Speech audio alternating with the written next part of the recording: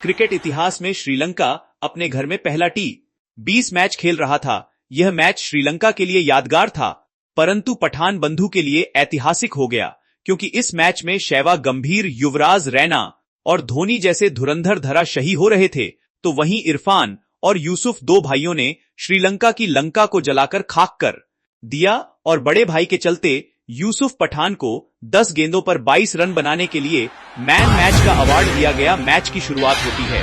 दोनों टीमों के कप्तान टॉस के लिए मैदान पर आते हैं। दिलशान ने टॉस जीतकर पहले बैटिंग करने का फैसला किया।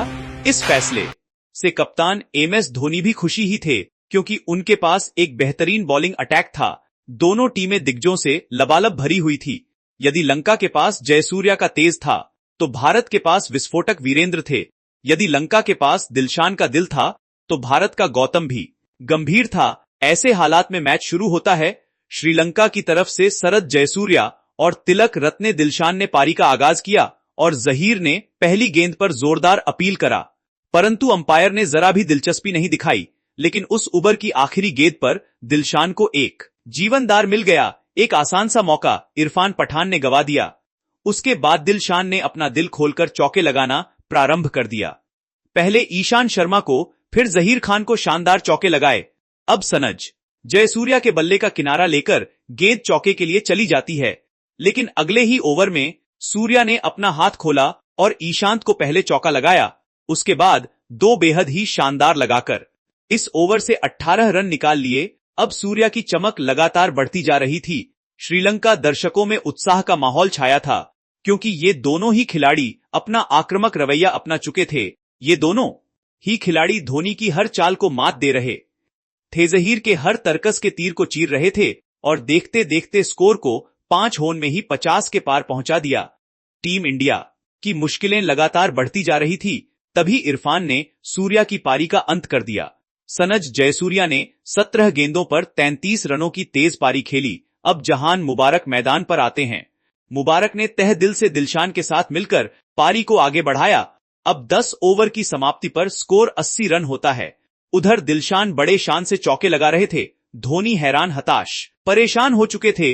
तभी धोनी ने एक चाल चली और यूसुफ पठान के हाथ में गेंद थमाई और यूसुफ ने मुबारक को खुदा हाफिज कर दिया। अपने ही द्वारा फेंकी गई गेंद पर कैच पकड़कर भारतीय टीम के लिए यह ओवर बेहद ही शानदार रहा। उसके बाद ये दोनों बल्लेबाजों ने मिलकर अपने टीम के स्कोर को 100 के पार पहुंचा दिया। अब एक बार फिर से भारतीय टीम पर संकट के बादल मंडराल थे। तभी एक बार फिर से धोनी ने यूसुफ से गेंदबाजी कराकर कपू गडेला को सहवाग के हाथों कैच करवा श्रीलंका को तीसरा झटका दे दिया। अब चामरा डिसिल्वा मैदान पर आते हैं, लेकिन दिलशान लगातार हर गद को चौकों में डील कर रहे थे। अब 14 ओवरों का खेल समाप्त हो चुका था। स्कोर 115 रनों पर 3 विकेट होता है। 15वां ओवर भारत के लिए बेहद ही शानदार रहा और एक भी बाउंड्री नहीं आ सकी, परंतु 16वें ओवर में चामरा ने इरफान को निशान बनाकर एक और चौका लगाकर इस ओवर से 12 रन निकाल लिए। इसके बाद दिलशान ने इसी चौके के साथ अपना अर्धशतक भी पूरा कर लिया।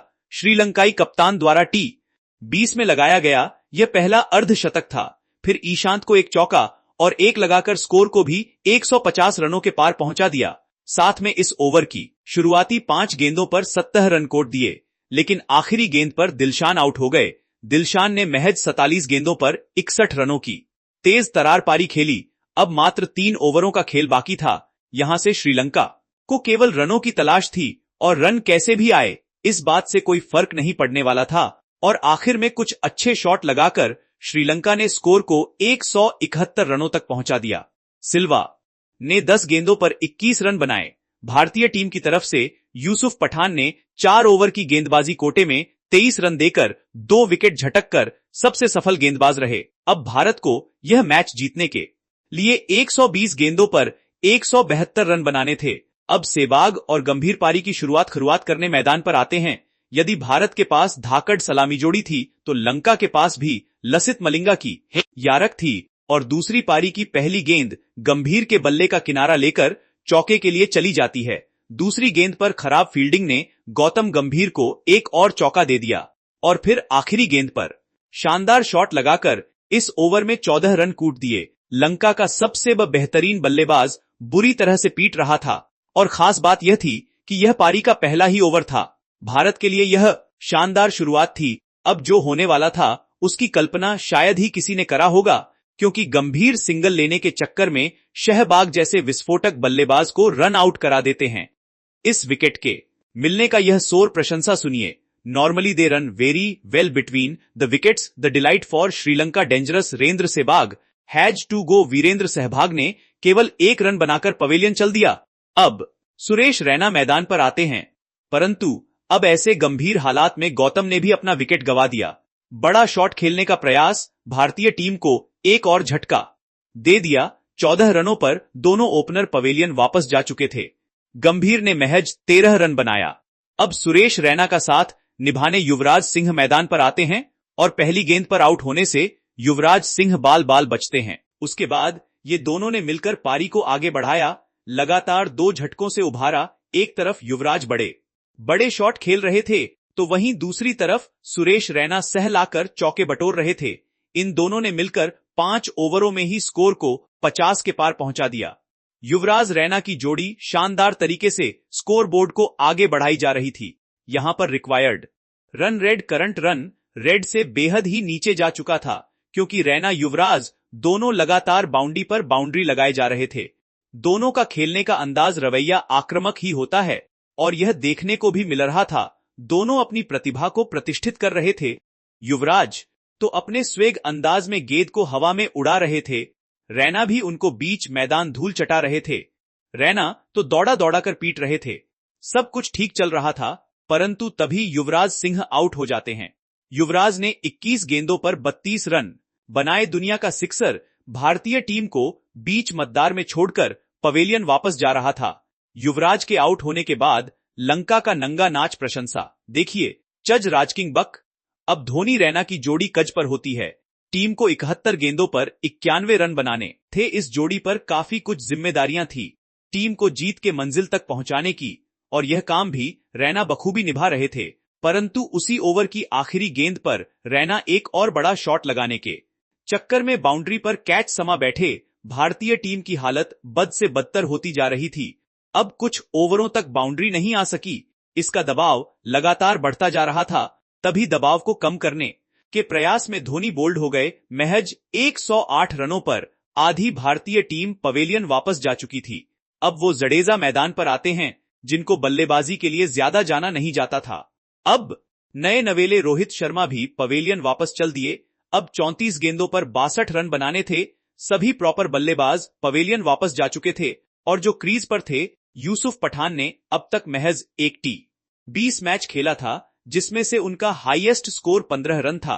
अब रविंद्र जडेजा से ज्यादा उम्मीद तो थी नहीं, और रविंद्र जडेजा ने निराश भी नहीं किया और महज 5 रन बनाकर बोल्ड हो गए। अभी भी भारतीय टीम को 29 गेंदों पर 57 रनों की दरकार होती है। मतलब यहां से हर ओवर में भारतीय टीम को 12 रन बनाना था। मैदान पर 2 भाई यूसुफ पठान और इरफान पठान होते हैं। हर कोई भारत की हार कबूल कर चुका था, परंतु इन दोनों भाइयों ने अभी हार नहीं मानी थी।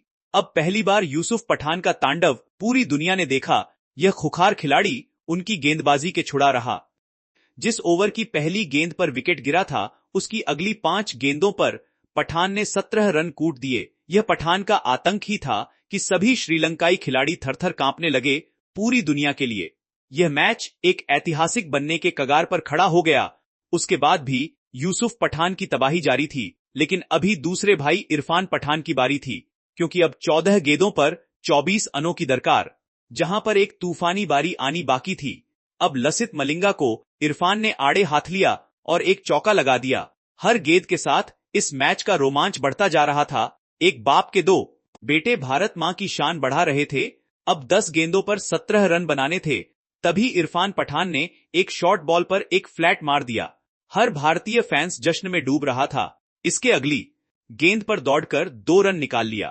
अब भारतीय टीम को 8 गेंदों पर 9 रन बनाने थे और अगली गेंद पर इरफान ने चौका मार इस मैच को पूरी तरह से भारत की झोली में ला दिया।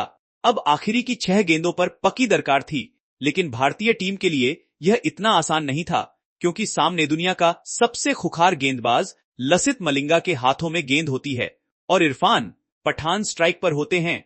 तभी मलिंगा की शानदार यारक पर पठान ने बेहतरीन तूफानी अंदाज में जड़ मैच को जीत लिया। दो भाई बीच मैदान में जश्न मना रहे थे। आज पठान बंधु ने मिलकर इस मैच को लंका के खेमे से खींच कर अपने खेमे में ला दिया। हर भारतीय खिलाड़ी दर्शक जश्न में डूब चुका था और भारतीय टीम इस मैच को 3 विकेट से जीत लिया था।